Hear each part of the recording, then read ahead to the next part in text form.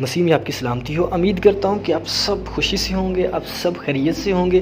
تو آج کا جو ہمارا ٹاپک ہے کتاب مقدس میں سے ٹری آف نالج کے متعلق ہے، نیک و بد کی پہچان کے درخت کے متعلق ہے۔ یہ سوال بہت ہی زیادہ کامن ہے اور جو بھی بائبل پڑھتا ہے تو وہ اس کے ذہن میں یہ سوال ضرور آتا ہے کہ جو آدم حوا نے پھل کھایا وہ کون سا پھل تھا، اور جو درخت تھا خدا نے نیک و بد کی پہچان کا درخت لگایا تھا وہ کیسا درخت تھا اور کون سا درخت تھا۔ تو اس سوال کے متعلق بہت سارے نظریات بھی ہیں اس ٹاپک کے متعلق، کہ کوئی کہتا ہے کہ وہ گندم کا دانہ تھا، کوئی کہتا ہے وہ انگور تھا، اور کوئی کہتا ہے وہ خنجیر تھا، کوئی کہتا ہے وہ سیب تھا۔ تو بہت سارے نظریات ہیں، بہت سارے اس کے متعلق ویوز ہیں، کوئی کیا بتا رہا ہے تو کوئی کیا بتا رہا ہے۔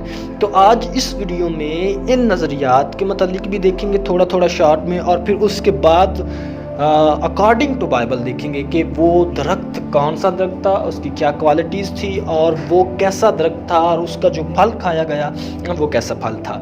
تو اگر ابھی تک آپ نے میرا چینل سبسکرائب نہیں کیا تو ایک بار اس کو سبسکرائب کر لیں تاکہ میری ہر نئی آنے والی ویڈیو کا نوٹیفیکیشن آپ تک پہنچ سکے۔ تو چلیں اب ہم بڑھتے ہیں اپنے سوال کے جواب کی طرف۔ تو سب سے پہلے جو خیال کیا جاتا ہے کہ یہ جو پھل کھایا تھا یہ گندم کا دانہ تھا۔ آپ میں سے بھی کچھ لوگوں نے سنا ہوگا کہ یہ گندم کا دانہ تھا۔ اکثر یہ غیر قوم مسلم کی بات کر لیں تو وہ زیادہ اس کو کہتے ہیں کہ وہ گندم کا دانہ تھا، میں نے سنا ہوا ہے، ٹھیک ہے، اور آپ لوگوں میں بھی بہت سے لوگوں نے ایسا سنا ہوا ہوگا۔ تو کیا دلیل کیا دی جاتی ہے کہ گندم کے دانہ میں ایک وہ لائن جو ہے اس کو دو حصوں میں تقسیم کرتی ہے، تو آدھا ہوا نے کھایا اور آدھا آدم کے لیے رکھ دیا گیا۔ تو اس نظریے کا تو رد ایسے ہی ہو جاتا ہے کہ یہ ایک پودا ہے جبکہ وہاں پہ درخت کی بات ہو رہی ہے، ٹھیک ہے۔ اور پھر کچھ ایسی یہودی تحریروں میں بھی ملا ہے کہ وہ کہتے ہیں کہ انگور کا درخت ہے۔ تو انگور کی بیل ہوتی ہے، درخت نہیں ہوتا، تو اس کو اس طرح سے بھی ہم رد کر سکتے ہیں کہ انگور تو نہیں ہو سکتا کیونکہ اس کی بیل ہے۔ اور اسی طرح جو سیب کا کہتے ہیں، خنجیر کا کہتے ہیں، تو ان سب جو دلائل کا ایک ہی رد ہے کہ خدا نے جب عدن میں ایک باغ لگایا، اس میں ایک نیک و بد کی پہچان کا درخت لگایا، ایک جو ہے اس کو حیات کا درخت لگایا، دونوں ساتھ ساتھ درخت ایک ساتھ تھے۔ تو اب دیکھنا یہ ہے کہ یہ جو دیتے ہیں گندم کا اور پھر سیب کا اور پھر انگور کا، تو یہ سب کے سب جو ہے نا یہ چیزیں تو زمین پر بھی موجود ہیں آج، لیکن جب کہ جو نیک و بد کی پہچان کا درخت تھا اس جیسا درخت، اس جیسا پھل تو باغ عدن میں بھی نہیں تھا۔ تو پھر ہم آج کیسے کمپیریزن کر سکتے ہیں کسی زمینی پھل سے، کسی جو ہمارے پاس آج زمین پہ پھل ہیں، ہمارے پاس جو زمین پہ درخت ہیں، تو ان کا کمپیریزن ہم اس باغ عدن کے اس درخت سے کیسے کر سکتے ہیں، جبکہ اس درخت وہ درخت جو ہے وہ صرف اور صرف باغ عدن میں ہی موجود تھا، اور اس جیسا درخت باغ عدن میں بھی کوئی نہ تھا۔ جب خدا نے اس درخت کا انٹروڈیوس کروایا تو آدم کو کہا صرف اس کا تو پھل نہیں کھا سکتا، تو جس روز تو نے کھایا تو مرا۔ تو خدا نے اس درخت کی پہچان کروائی، اس کو انٹروڈیوس کروایا کہ یہ وہ درخت ہے اور یہ وہ پھل ہے، تو نے اس کو نہیں کھانا۔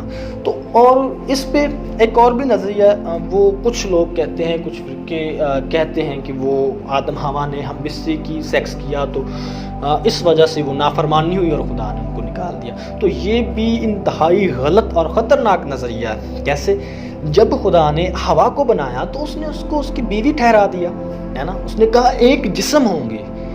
تو ایک جسم ہونے کا کیا مطلب ہے؟ جب اس کو آدم کو اس کی بیوی ٹھہرا دیا تو وہ جنسی طور پہ جو بھی کرے وہ غلط نہ ہوگا، وہ گناہ نہ ہوگا۔ اور جب کہ خدا نے پھل کو کھانے کے، تو اچھا پھل کھانے کے نظریہ میں کیا کہتے ہیں کہ یہ وہ پھل سیکسی ہے، تو پھر کیسے پہلے ہوا نے کھایا، اکیلی نے کیسے کھا لیا بھائی؟ یہ سوال پیدا ہوتا ہے۔ اور اس کے بعد پھر آدم کو بھی دیا، تو یہ کیسے پاسبل ہو سکتا ہے؟ تو یہ یہاں پہ اس تھیوری کا، اس نظریے کا بھی رد ہو جاتا ہے کہ وہ کوئی کھانے والی چیز تھی جو ہوا نے کھائی اور اس کے بعد آدم کے لیے بھی رکھ چھوڑی گئی۔ تو اب ہم بڑھتے ہیں کہ وہ کون سا پھل تھا. اب جیسا کہ میں نے بتایا کہ یہ درخت جو ہے اس جیسا درخت پورے باغ عدن میں بھی نہیں تھا. خدا نے اس کو اکیلوں کو انٹروڈیوس کروا دیا کہ یہ وہ درخت ہے جس کا تو نے پھل نہیں کھانا. تو اب آدم کو یہ اس کے متعلق پتہ تھا اور اس نے ہوا کو بھی مزید بتایا اور اس کو بتایا کہ یہ ایسے ایسے ہمیں خدا نے منع کیا ہے.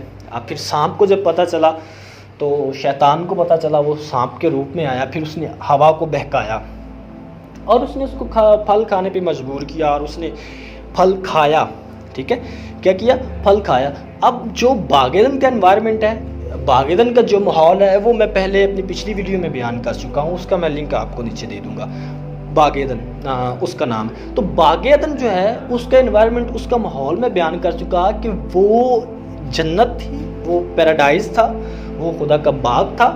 وہاں پہ جتنے بھی درخت تھے، جتنے بھی پھل تھے، وہ سب کے سب، تب انسان اپنی بھوک پیاس مٹانے کے لیے یہ سب کچھ نہیں کھاتا تھا. ٹھیک ہے، تو اور جو خاص طور پہ یہ تو درخت تھے نیک و بد کی پہچان کا حیات، یہ تو روحانی غذائیت کے لیے تھے. ان کی جو کوالٹی تھی، ان کی جو خاصیت تھی، وہ روح پر اثر کرتی تھی، وہ انسانی سافٹ ویئر پہ اثر کرتی تھی. جیسے کہ نیک و بد کی پہچان کا درخت کا پھل کھانے سے انسان کی نیچر چینج ہوگی، اس کا سافٹ ویئر چینج ہو گیا. تو اسی طرح اگر حیات کا درخت کھاتا تو اس کا سافٹ ویئر چینج ہو جاتا، پھر وہ ہمیشہ زندہ رہتا ہے نا. تو یہ انسان کی جسمانی تقویت کے لیے نہیں تھے، جبکہ انگور آپ دیکھیں تو جسمانی تقویت کے لیے ہے.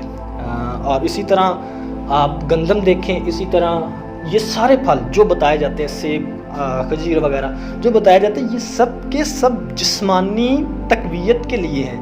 جبکہ وہ پھل جس کی بات وہاں پہ ہو رہی ہے وہ جسمانی تقویت کے لیے نہیں ہے، وہ بلکہ اسپرچول ہے، وہ روحانی ہے، وہ انسانی سافٹ ویئر چینج کر دیتا ہے. تو جب کہ وہ انسانی سافٹ ویئر چینج کرتا ہے، انسانی روحانی تقویت کے لیے ہے، تو پھر ہم کسی بھی پھل سے اس کا موازنہ نہیں کروا سکتے. جیسا کہ ہم روح کے پھل دیکھ لیتے ہیں غلطیوں 5 باب میں، ہے نا. روح کے 9 پھل ہیں، محبت، خوشی، اطمینان وغیرہ وغیرہ، یہ سارے آپ غلطیوں 5 باب میں پڑھ سکتے ہیں. تو روح کے پھل اب جب بڑھتے ہیں تو اس کا مطلب کیا ہوا کہ وہ کوئی کھانے والی چیز ہے؟ نہیں، بلکہ وہ اسپرچول فروٹس ہیں. تو اسی طرح وہاں پہ جو نیک و بد کی پہچان کا درخت تھا وہ اسپرچول فروٹ تھا، اس کا کمپیریزن ہم نہیں کروا سکتے کسی سے. وہ اسپرچول فروٹ کھانے سے اس کو نیک و بد کی پہچان ہو گئی، اس کو اچھے برے کی پہچان ہو گئی. ٹھیک ہے، تو آج جو ہم کسی سے بھی موازنہ کروائیں گے تو یہ غلط ہوگا، کیونکہ وہ اسپرچول تھے اور اس جیسا درخت باغ عدن میں کہیں موجود نہیں تھا. تو زمین پر ہم تو سوال ہی نہیں پیدا کر سکتے کہ زمین پر اس جیسا کوئی درخت ہوگا. تو اس کو اچھے سے سمجھنے کے لیے ہم یہی کہہ سکتے ہیں کہ جو نیک و بد کی پہچان کا درخت ہے وہ ایک اسپرچول فروٹ ہے، اور اسپرچول فروٹ کو وہ جسمانی تقویت کے لیے نہیں تھا. جبکہ وہ جسمانی تقویت کے لیے نہیں ہے تو آج جو ہماری زمین پہ جتنے بھی فروٹ ہیں وہ سب کے سب جسمانی تقویت کے لیے ہیں، جسم کو فائدہ پہنچانے کے لیے ہیں، اور جسم کو وٹامن منرلز وغیرہ دینے کے لیے ہے نا. تو پھر ہم زمین کے کسی پھل سے اس کا موازنہ نہیں کروا سکتے. اگر اس جیسا زمین پہ کوئی پھل موجود نہیں ہے تو ہم کبھی بھی آئیڈیا بھی نہیں کر سکتے کہ وہ کون سا پھل ہے. ٹھیک ہے، ہم یہ جان سکتے ہیں کہ وہ اسپرچول فروٹ ہے جس کے کھانے سے ہمارا سافٹ ویئر چینج ہوا، نیک و بد کی پہچان ہوئی.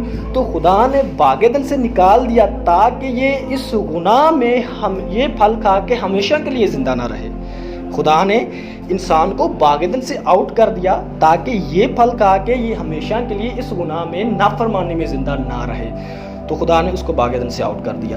تو اس بات کو مکمل طور پہ اگر آپ سمجھ گئے ہیں تو آپ نے مجھے ضرور کمنٹ کرنا ہے. اگر آپ کا اس میں سے کوئی سوال ہے تو آپ پھر بھی مجھے یہاں پہ کمنٹ کر سکتے ہیں. اگر ویڈیو اچھی لگی ہو تو لائک کریں اور شیئر بھی کر دیں تاکہ دوسروں تک بھی یہ بات پہنچ سکے. Okay, wish you best of luck, take care, God bless all of you.